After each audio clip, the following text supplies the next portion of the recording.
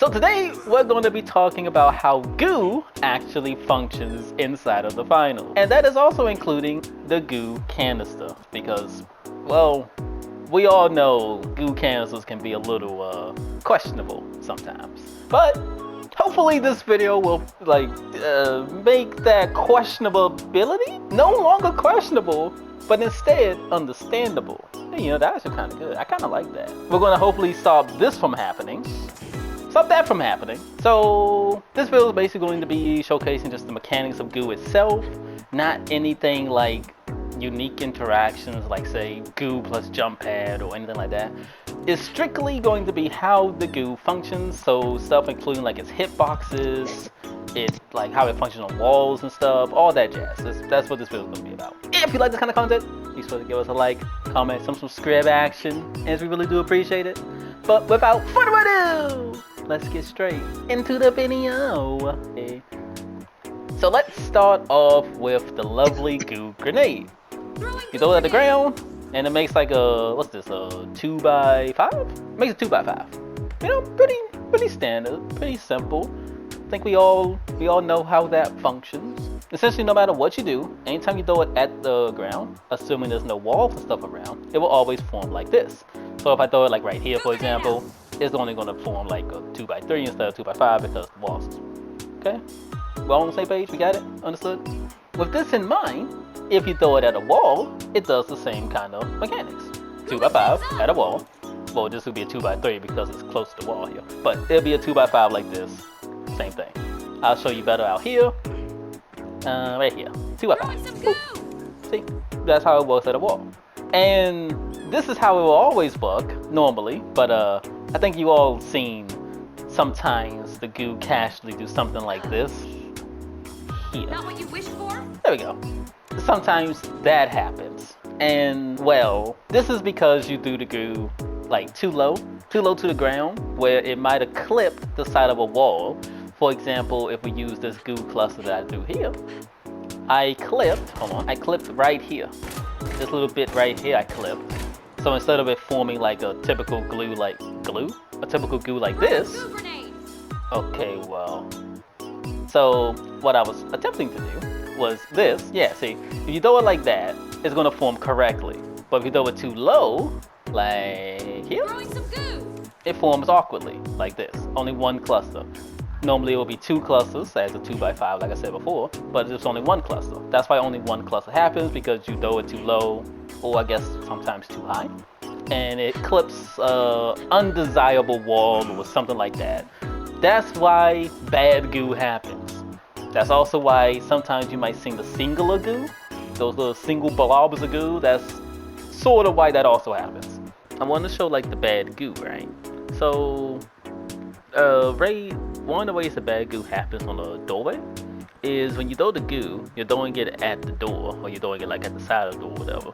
But it's clipping like say down here, much like I was showing you guys just now. It's clipping like down here. So if I was to throw the Goo like right this, for example, like here, a little present.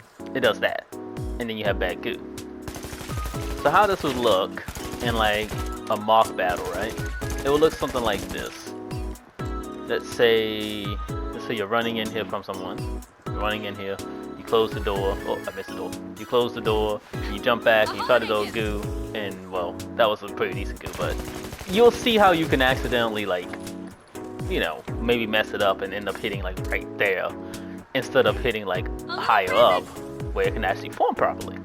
But I didn't really touch on this in the chart section. But the Goo also will form poorly if there's not enough room for it to form properly. So like I was saying, it's a 2x5, but in the last clip there, you saw that the second cluster only formed a 1x2. It was like too low on the ground. As such, it formed a 1x2 instead of a 2x2, where if I aimed a little bit higher up, it would have formed a 2x2. But because again, I was so close to the ground, it only formed a 1x2. I didn't touch on that particular bit, but just wanted to clarify why the 1x2 happened. The 1x2 didn't happen because of like, you know, not enough space or anything like that. It happened because I aimed it too close to the ground thus not even a 2x2 would form. That's all I wanted to add for that section. If there's any more stuff I'm going to add later, you'll see this fire range again. But yeah, back to the video. Now that we understand the basics, the basic mechanics of Goo, let's expand on it a little bit and go into detail about the functions of how it actually activates when they're thrown at a wall. So we're going to come out here, and like I did earlier, this wall here, when you throw it at any kind of wall, it's going to form opposite of the wall that you're throwing at. So if we throw it here, it's going to form this way. If we throw it at this little bin right here, it's going to form out this way, like this, and etc, etc. Similarly, if you throw it at like a, let's go up here. Similarly, if you throw it at something that's really small, say like this little section right here, it will also form outwards, like, let's see if we can angle this correctly, like this. If you angle it right, but actually we're gonna do it right here because this might be a little bit easier to actually hit, like right there. That's better. You see, you hit like the side right there and it pushes forward like this. That's important because it allows you to do little things like make a bridge. In this case, say the zip line's going like it is right now, you can make a Goo bridge to get over like this. And using the same mechanics of Goo, on like when it's on the wall, it works the same way if you throw it at another piece of Goo. And now we have a bridge to walk over. That's why it's kind of important to understand just how Goo functions when thrown at a wall or any kind of surface like that. Now that we understand that, we can use this logic to block off doorways. So the ideal way to block off a door will be obviously so it's completely blocked off like this. Hello from the North Pole. Blocked off completely. As you can see, if you just throw it at the ground, again, it makes a 2x5. It's pretty simple. But what you can do instead of just doing that is, now this map doesn't really have a great example of this, but we can show you like this. So say this is a doorway, right?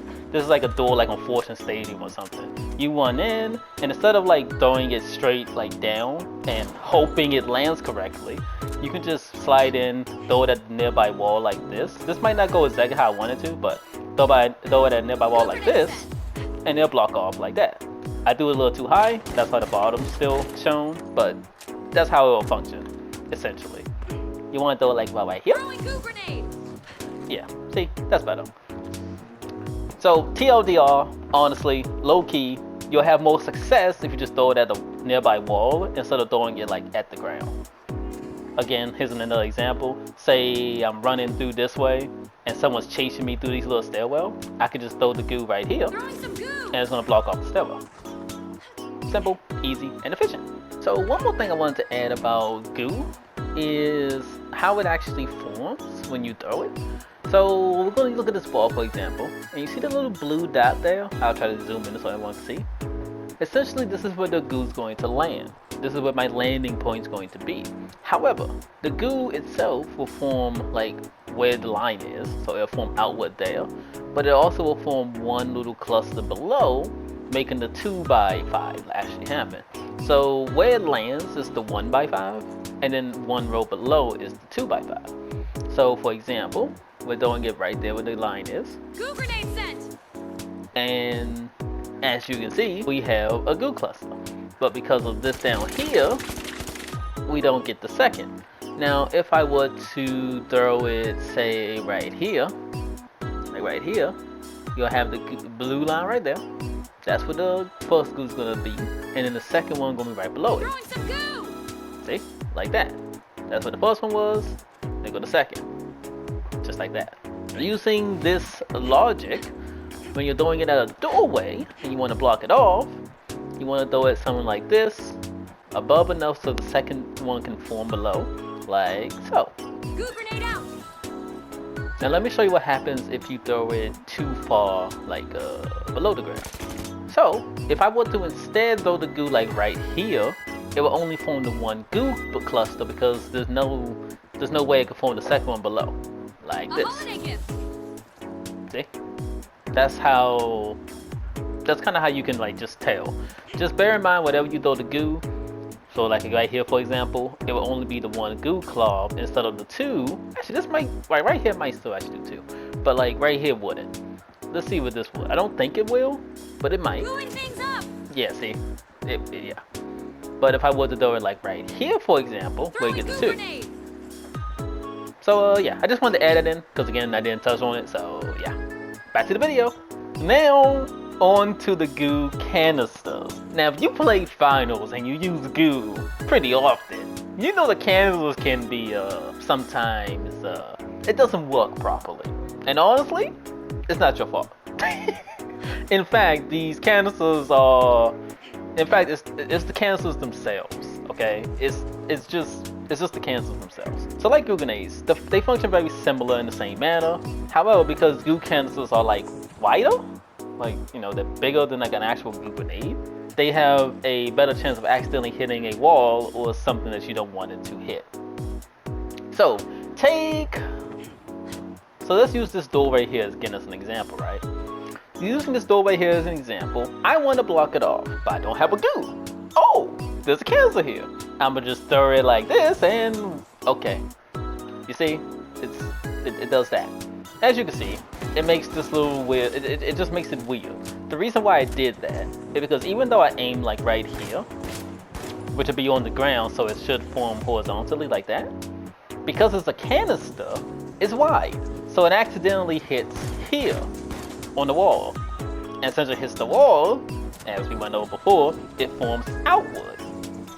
Which is again why that happened. Let me show you this again using the same example where we move back a little bit, say like right here. See, and it forms perfectly fine like that. Basically, when you're using a Goo canister, you gotta take into account the width of the Goo canister, and if it's going to hit something or not. Because once again, if it hits a wall, well, that's where the Goo's gonna go. So the TLDR to the Goo canister incident is really, Goo canisters are really thick, and because they're so thick, sometimes the thickness hits the wall. Or hits somewhere you don't want it to hit before it actually lands. Because again, obviously it's flying through the air and all that shit, so yeah, that's what happens. Apologies if you could hit a thunderstorm outside, it's apparently a thunderstorm, so yeah. Here we have a perfect Goo cluster, right? Perfect, great, amazing. So, if you notice, this little section right here, right? This little section right here. If you try to like shoot it, like right here, you're hitting the Goo even though I'm not even aiming at the Goo. I'm shooting the Goo. Like if I have Carl saying like right here, and then I try to shoot him like this, because I'm trying to like, use my angles, not trying to peek too much. If I try to shoot him right here, nothing connects at all. I'm shooting the Goo. With that in mind, if I was to say I wanted to hug corners and stuff, right? So you're just like doing this. You're hugging corners, right? If you want to do that with a Goo, here's the problem. You try to hug the corner and you get stuck on it because of this weird ass disjointed hitbox it has. It's odd. It has a weird little hitbox that just keeps you from doing things, and it's kind of annoying. Because again, if you're trying to hug corners like this, you can't just immediately turn like you could with like a normal like barrel like this. You could just turn immediately. But if you're trying to hug corners with this, you have to go wide a little bit, just a little bit, and takes into account the awkward hitbox. So in the same vein, if you're staying on top of a Goo, same thing. If you are, say, like standing here and you want to shoot down, this right here is perfectly fine, right? But the moment you start trying to shoot, like say, like right here, you're shooting the Goo. It's awkward because while this looks clean, okay, orbital lasers. Because while this looks clean and like you're not shooting the Goo, you're actually shooting the Goo, as you can see by the Goo splattering right now. So with that in mind, if you're using something like this as like a head glitch, right? If you try to shoot up like this, same thing. Okay, orbital lasers. Can you make me another Goo Bob? Thank you. If you're trying to shoot up like this, you're going to be accidentally shooting the Goo.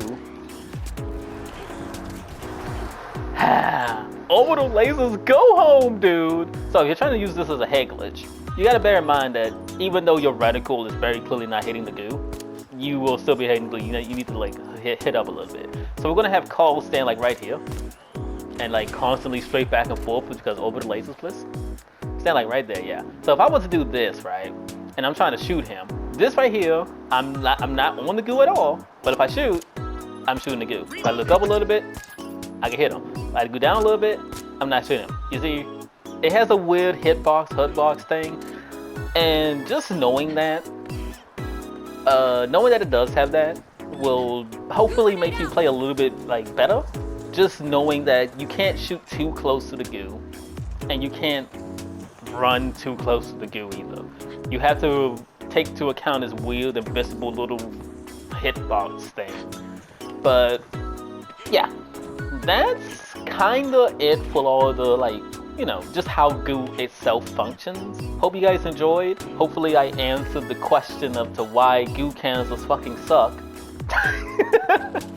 But yeah, if you like this kind of video, once again, comment, subscription, we greatly appreciate it. He's gooing me, and I'm sad because I'm trying to give an outro, and he just keeps gooing me, and this shit's crazy, bro.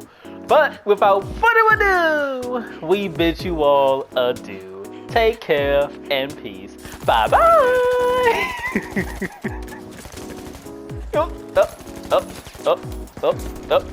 I like this. Okay, cool.